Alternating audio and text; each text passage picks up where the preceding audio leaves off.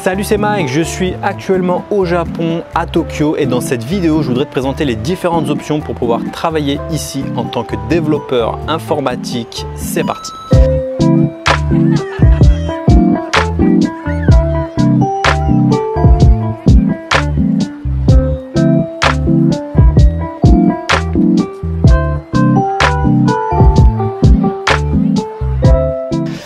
Alors, première chose à savoir, c'est qu'au Japon, tu peux rentrer avec un visa. Enfin, si tu es français, c'est pas vraiment un visa, mais tu peux rester sur le sol 90 jours. Ça, c'est une des premières choses à savoir.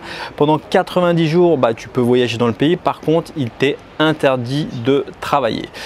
Une chose importante qu'il faut savoir, c'est que donc pour obtenir un visa au Japon, c'est quand même assez compliqué d'après ce que j'ai pu avoir comme retour d'expérience. C'est un pays assez bureaucratique, il y a beaucoup de paperasse, on a des informations un peu contradictoires des différents services, mais je vais quand même essayer de te faire un petit récapitulatif des options qui s'offrent à toi si le Japon ça t'intéresse, si tu as envie de venir bosser, travailler dans ce pays. Alors la première chose que tu peux faire, c'est de faire un PVT, ce qu'on appelle un programme visa tourisme. Donc c'est un espèce de visa, c'est un visa pour une durée je crois d'1 an qui te permet de découvrir le pays et puis de travailler en même temps. Alors il y a des secteurs que tu peux pas travailler comme tout ce qui est bar, nuit, restauration je crois au Japon. En tout cas si tu veux être développeur, je pense que c'est pas un secteur qui t'intéresse. Mais en tout cas avec ce visa, donc c'est un visa qui est autorisé pour des personnes entre 18 et 30 ans. Tu ne dois pas avoir d'enfants. Tu peux l'utiliser qu'une seule fois, donc c'est pas un visa que tu peux renouveler. Et tu dois aussi montrer ton billet de retour. Tu dois montrer que tu as un billet de retour ou que tu as les fonds pour quitter le pays. Donc c'est un visa qui est souvent utilisé pour découvrir le pays. Alors ça dure qu'1 an malheureusement. Alors avec ce visa, normalement tu dois pouvoir travailler au Japon. Alors tu sais, au Japon, on pense que c'est un pays high-tech. Alors tu sais, tu connais Sony et toutes les grandes boîtes autour de la technologie au Japon. Et on pense que le Japon, les salaires sont très élevés. Alors ce qu'il faut savoir, c'est qu'au Japon, finalement, c'est pas comme les États-Unis où les salaires en tant que développeur aux États-Unis, ils sont assez élevés. Au Japon, j'ai envie de dire que les salaires sont plutôt moyens. Ils sont un peu comme en France d'ailleurs. Ce qu'il faut savoir, c'est qu'en France, les salaires, ils sont pas non plus extravagants. Hein. Ça vole pas non plus très haut par rapport à ce qu'on peut voir dans d'autres pays. Alors ça reste quand même des bons salaires, mais c'est pas des salaires qui pètent des 100 000 euros à l'année comme on peut voir aux États-Unis. Alors je crois que je m'étais renseigné pour un développeur avec quelques années d'expérience au Japon, ça tourne aux alentours de 250 000 à 350 000 yens, ce qui correspond par mois, je crois que ce qui se correspond entre 2000 et 2800 euros, ce qui n'est pas énorme pour une ville comme Tokyo, qui est quand même une ville assez où le coût de la vie est quand même assez cher en termes de loyer, de nourriture. Alors la nourriture, ça dépend de là où tu vas, tu as de la nourriture assez bonne et bon marché, mais ça peut vite monter cher dans certains restaurants. Alors il y a un autre type de visa, ce qu'on appelle les visas de travail, assez classiques. Alors là, ce que je me suis renseigné là-dessus, les visas de travail, encore une fois, ils sont assez compliqués à obtenir. Tu sais, comme je te disais, c'est un pays très bureaucratique. Alors si tu es développeur, si tu as la chance d'avoir un bac plus 3, je crois qu'à partir de bac plus 3, tu peux avoir un visa de travail pour le Japon.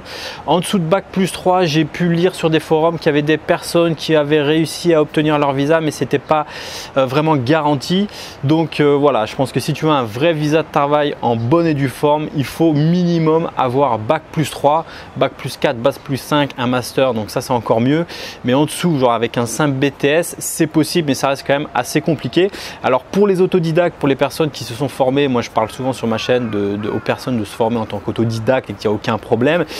Pour le Japon, pour ce type de pays assez bureaucratique, c'est assez compliqué d'obtenir un visa. Alors il reste une autre solution, une solution d'être indépendant, d'être freelance. Alors là, ça veut dire en fait monter une société au Japon. Alors pour monter une société au Japon, tu as plusieurs solutions. La première solution, c'est ce qu'on appelle un visa investisseur. Donc pour avoir un visa investisseur, je crois qu'il te faut 5 millions de yens, ce qui équivaut quand même à je crois 40 000 euros. Donc c'est pas donné.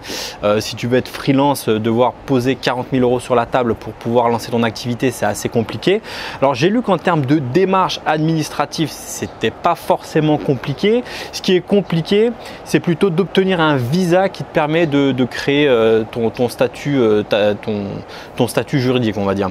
Alors tu as une autre possibilité, c'est d'être marié avec un japonais ou une japonaise. Donc ça t'ouvre la possibilité de créer une société.